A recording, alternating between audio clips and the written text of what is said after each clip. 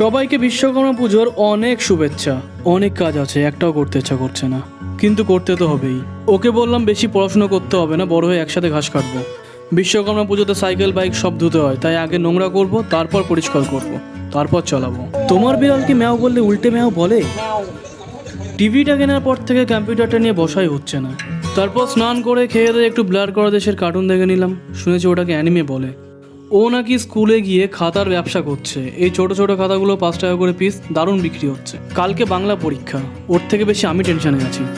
কোন বাড়িতে কি স্ন্যাক্স আছে সেটা শুধুমাত্র টিউশন টিচাররাই জানে।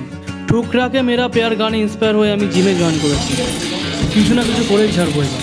আর আজকে জিমে প্রচণ্ড কষ্ট হয়ে গেছে, তাই বাড়ি এসে ব্যাগ ফেলে দিয়ে আগে সবার আগে 10 মিনিট শুয়ে রেস্ট নিয়েছি, তারপর অন্য কিছু।